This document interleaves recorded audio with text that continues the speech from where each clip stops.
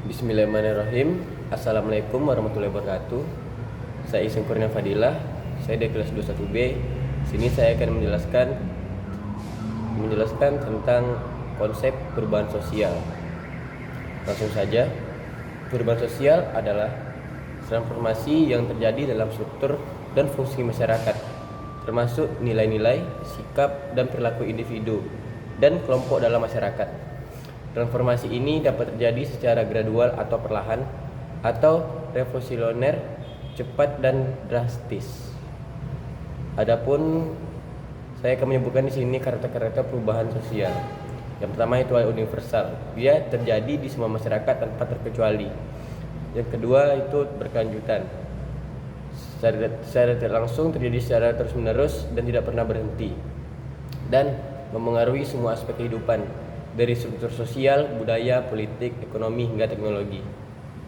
Dan dapat direncanakan atau tidak direncanakan, yaitu seperti ada perubahan yang sengaja dirancang dan diimplementasikan, dan ada pula yang terjadi secara spontan dan tidak terduga. Lanjut saya akan membahas tentang bentuk-bentuk perubahan sosial. Apa aja bentuk-bentuk dari perubahan sosial? Yang pertama ada perubahan evolusi, yaitu dia berlangsung secara perlahan dan bertahap, seperti perubahan dalam teknologi dan fashion. Terus ada perubahan revolusioner, berlangsung secara cepat dan drastis, seperti revolusi politik dan sosial. Dan ada perubahan progresif yang mengarah ke keadaan yang lebih baik, seperti peningkatan taraf hidup masyarakat.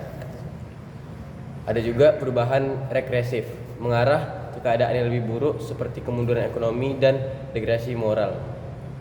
Lanjut, saya akan membahas tentang faktor-faktor yang mendorong perubahan sosial. Yang pertama itu ada faktor internal, yaitu inovasi teknologi, perubahan demografi, konflik sosial dan gerakan sosial.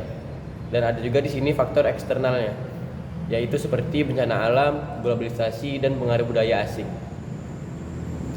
Untuk proses perubahan sosial itu ada seperti inisiasi, yaitu dimulai oleh individu atau kelompok yang ingin melakukan perubahan.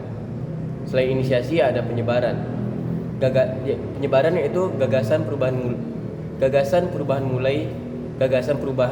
mulai diterima dan diadopsi oleh masyarakat.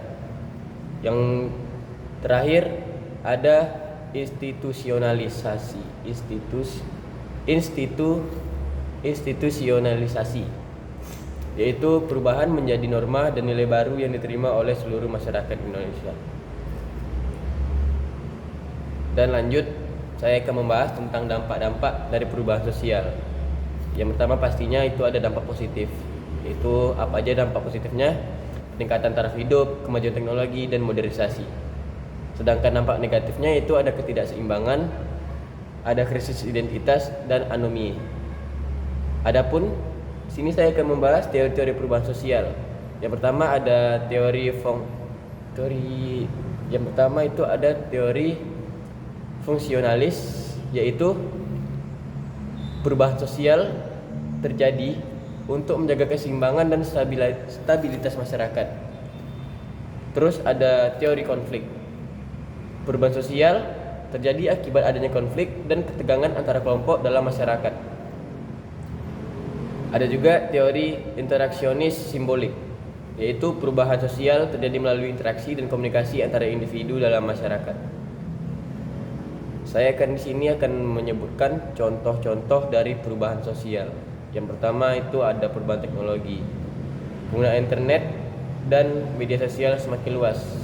Dapat kita lihat di sini dari kejadian-kejadian yang sudah kita lalui. Dan kita pun sekarang mengerjakan tugas kuliah, mengerjakan apapun itu hanya melalui sosial media, dan dapat juga dikumpulkan di sosial media. Jadi untuk perubahan teknologi ini sangat jelas adanya, karena kita sangat merasakan apa itu teknologi. Lanjut, ada perubahan demografi. Perubahan demografi yaitu peningkatan jumlah lansia dan urbanisasi. Seperti contohnya itu seperti dulu ada generasi milenial, generasi tahun 90-an ke bawah, dan sekarang ada pula generasi Gen Z. Dan yang baru untuk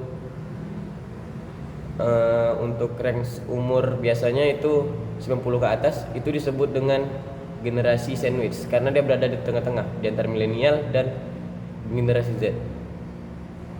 Lanjut itu ada perubahan budaya, yaitu perubahan budaya pergeseran nilai-nilai tradisional yang munculnya budaya baru. Tidak bisa kita pungkiri sekarang kita lihat bahwa perubahan budaya ini sangat terasa karena dulunya seperti dulu kita sangat kuat dengan adat istiadat, sangat kuat dengan budaya daerah kita masing-masing, dan sekarang dengan adanya globalisasi itu sedikit demi sedikit berkurang walaupun masih pekat kita budayanya, cuman kelihatannya kurang. Mungkin hanya segitu penjelasan yang saya sampaikan. Di sini akan saya simpulkan bahwasanya perubahan sosial itu adalah proses yang kompleks dan multidimensional yang memiliki dampak positif dan negatif bagi masyarakat. Memahami konsep perubahan sosial tadi itu tentu dapat membantu kita untuk memahami dinamika masyarakat dan mengelola perubahan tersebut dengan lebih baik. Sekian dari saya. Jika ada kata yang salah mohon dimaafkan, jika ada kata-kata yang pas saya minta maaf sebesar-besarnya. Terima kasih. Wabillahi taufiq wal hidayah. Wassalamualaikum warahmatullahi wabarakatuh.